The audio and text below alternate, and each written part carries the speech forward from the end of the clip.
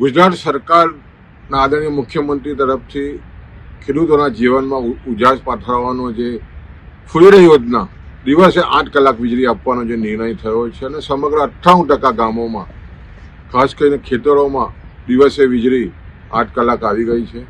ખૂબ ખૂબ રાજ્ય સરકારનો અમે અભિનંદન આપીએ છીએ.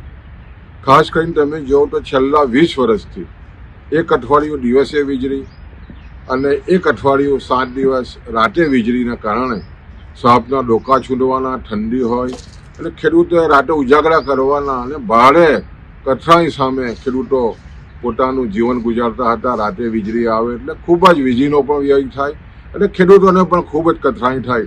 એવા સમયે રાજ્યની સરકારે જે નિર્ણય કર્યો છે 98% ગામોમાં ખાસ કરીને ખેતરોમાં આજે દિવસે વીજળી આવે છે. ખૂબ જ આ નિર્ણયને અમે આવકારીએ છીએ.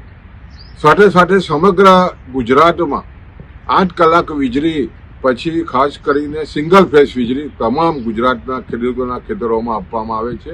પણ દક્ષિણ ગુજરાતના જે અધિકારીઓની મનમાનીને કારણે આજે દક્ષિણ ગુજરાત વીજ કંપની જે હજારો ખેડૂતોના ખેતરમાં ખાસ કરીને 8 કલાક વીજળી પછી સિંગલ ફેઝ વીજળી ન આપવાને કારણે ખાસ કરીને ઘણા ખેડૂતો ખેતરોમાં વસવાટ કરતા હોય છે, નાની નાની ઓરડીઓમાં વસવાટ કરતા હોય છે.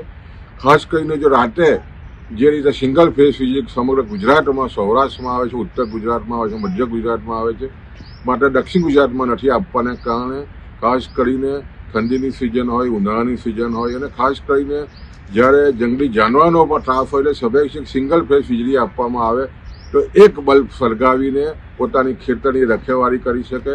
જ્યારે ગુજરાતમાં, સમગ્ર ગુજરાતમાં જ્યારે સિંગલ ફેઝ વીજળી આપતા હોય ત્યારે દક્ષિણ ગુજરાતમાં કેમ નહીં? અમને ચોક્કસ આશા છે કે જ્યારે ગુજરાતમાં 8 કલાક દિવસે વીજળી થઈ છે ત્યારે સિંગલ ફેઝ વીજળી માટે જે રીતે દક્ષિણ ગુજરાતને અન્યાય થઈ રહ્યો છે એ આવનારા દિવસોમાં ચોક્કસ ખેડૂતોને ન્યાય મળશે.